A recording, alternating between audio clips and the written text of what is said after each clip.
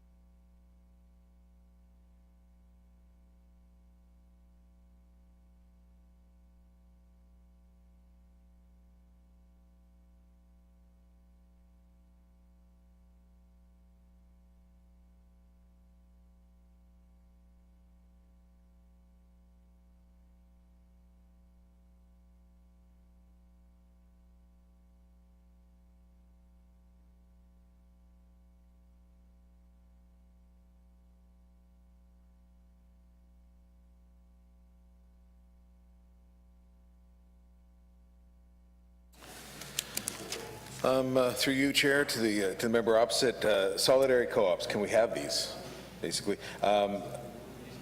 Maybe for Hansard, we'll just say solidarity co-ops are co-ops with members from various stakeholder groups, such as workers, consumers, and community supporters. New Brunswick already has a few of these, but this bill will provide some framework by providing the different classes of members. So yes, it will. Excellent. Merci beaucoup. À travers le président, ce que je vais être honnête, je suis assez en regardant là, la latitude que vous avez laissée,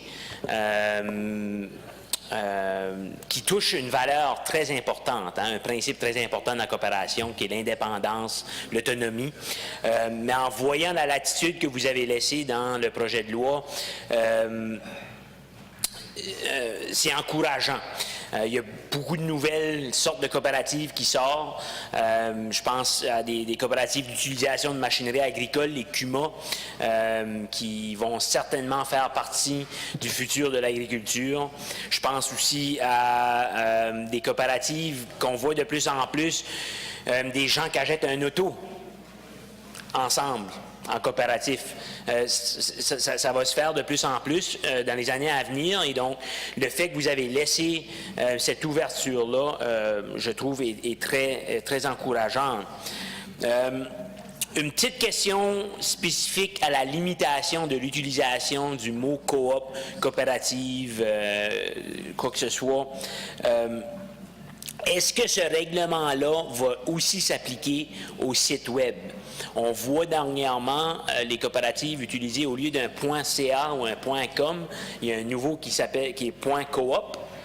Est-ce que cette limitation-là va aussi permettre à des coopératives de, disons, faire des plaintes par rapport à des utilisateurs web qui utilisent le .coop et qui ne sont pas des coopératives selon la loi? Merci.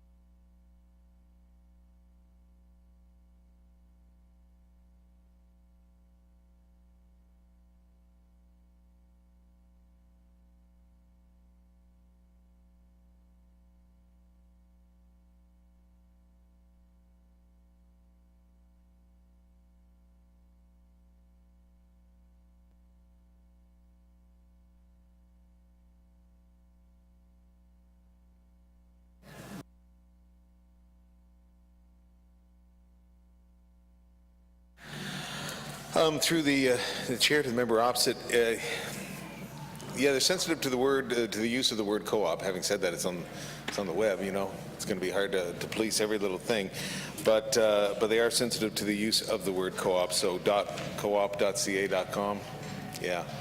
But having said that, if it's co-op, it shouldn't be a problem, right? If it's truly a co-op. Thank you, Minister, through the chair, and that's exactly what wanted to get to. So some people, obviously, the co-op movement is very respected movement. It's a different way of doing things often, and some people try to take advantage of that, not being a co-op. And I do understand it will be a bit harder to enforce on the web, but that to be conscious about it is very important, and in putting that limitation into that law, very good idea. We see the same thing done with organic. All right, we see the same thing done with many different ways of naming stuff that, and then we go in the grocery store and we see natural on everything, because natural isn't reglementé, and causes a problem to consumers. Is there any changes when it comes to liquidation of these actifs? What's that in English? Assets.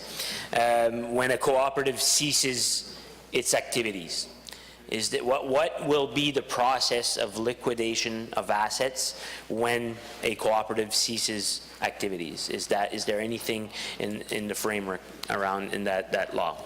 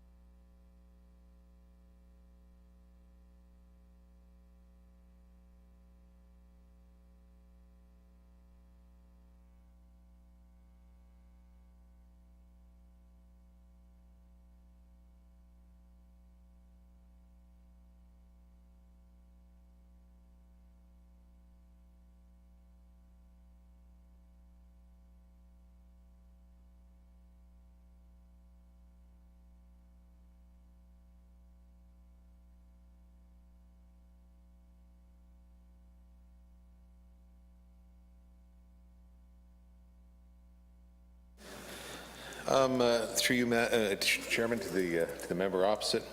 Part 9 is what deals with dissolution issues. And when you have a day and really nothing else at all to do, you can read it. But it's a long one. But what it does is it takes the last act and modernizes it. But it gives it still, it relies on tried and true methods of taking care of it. It's a very fair process, and that's how they're taking care of dissolution or liquidation. Thank you, Minister, through the chair. I would have loved to read it all, honestly. It was given to us pretty late.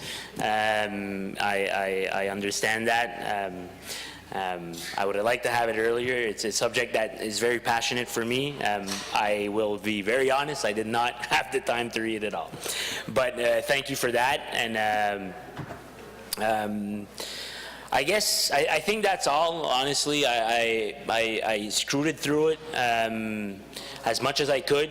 Thank you very much for the briefing session that was offered to us. That's always appreciated. Get some questions out of that. Also, sometimes we ask the same questions here, but it's to get it unanswered, get it official. I'm just going to say cooperatives are going to be a major part, I hope, and truly wish, in moving our economy forward. Cooperatives are going to be a major part of the economy of the future. It's a economy that is a lot more, you know, when we talk about economic disparities, cooperatives is a very good, sound way of bringing down those disparities and bringing people back to a leveled line together. So I really wish we have we see a major growth in the uses of the cooperative model. I've even said it, I would go further sometimes, and I wish in the years to come we could maybe go further. I've said it in this House, I believe that when government invests in creating jobs, I think instead of giving that money to an incorporation, a moral person, we should be giving that to the people, right? It's taxpayer money. We should be giving it back to the biggest number of taxpayers. So maybe the workers of those enterprises say, if you want a government subsidy for that, then you'll have to open up some shares to your employees as form as a co-op. So I wish we start using the co-op model a lot more in our thinking in the future, looking at economic development. I'm going to leave that there. Thank you very much, and I will be glad to support this bill till the end of the process. Thanks. Thank you very much, member. I was going to read the bill into the record so that everybody would have a clear understanding of it, but I was talked out of it. Are there any further questions? Recognize a member from Fredericton South, leader of his party. Mr. Chair, and I'm very excited to rise to speak to talk to or ask questions about the bill today at Committee of the Whole, because I agree with my colleague from Kent North and my colleague from Madawaska-Lilac Edmundston, which is that the way forward in New Brunswick in many ways in terms of our economic development is made more possible through the growth and development of cooperative enterprise. And this bill, to the extent that I've read it and been briefed on it, is very exciting to make that possible. Because I think in our context in New Brunswick, co-ops are going to play an increasing role. They must play an increasing role, and this bill is going to help that happen. Because the form of enterprise, Mr. Chair, that we have matters. It matters to the kind of economy and society we have. If you think of the role of enterprise and the kinds of operational principles that we really need enterprises to fulfill in a greener economy include providing a more equitable distribution of goods and services that are necessary for prosperity of all, to ensure that enterprise is using as little material and energy as possible, while minimizing damage to our ecosystems, offering meaningful employment and opportunities to participate in the life of the community and society, and ultimately contributes to the overall vitality of the community. These are things that co-ops, with their type of organization, with their membership-based board, with them being embedded in the community, working with the grain of the community, have such potential to deliver on, Mr. Chair. So I guess what I want to ask the Minister is, does he share my excitement? Does he share my excitement with what this modernized bill, modernized Cooperatives Act, could mean for cooperative enterprising, therefore community economic development around our province? So does the Minister share my enthusiasm? Through the chair to the member opposite, yes, I do. And you know what? I actually wrote down one particular line that I thought was wonderful. Working with the grain of the community. Working with the grain of the community, working with the heart of the community. And I want the community to flourish. And I want the province to flourish, obviously, too. But yes, I am excited. I mean, when the FCNB brought this to me, they've done a lot of work on it, and they were excited. And that's great, too, when you're seeing civil servants who are coming here and saying, listen, this is going to be good. This is going to really work good. This is going to improve the province. This is going to improve people's lot in life. And you see people excited about it, then you do get excited about it, too. And I'm happy to see that from you and the member from Kent North and the member from Madawaska-Lalac. Yes, I am excited about it. I'm excited about this. I'm excited about the Credit Union Act that's coming up, too. I think it's a good one. Well, Mr. Chair, that is fantastic. We have enthusiasm and excitement for the future of co-ops and the role they'll play in community development and economic development in our province, among at least 3 out of the 4 parties. We haven't heard from the 4th yet, but he's going to be asking questions next, I'm sure. So I hope when he asks his questions that he will also refer to whether or not he's enthusiastic and excited about the prospects that this bill brings for our province and each of our communities in New Brunswick. So that was my only question, Mr. Chair, and I'm really happy with the response I got from the Finance Minister. Thank you, Mr. Chair. Well, thank you very much, member.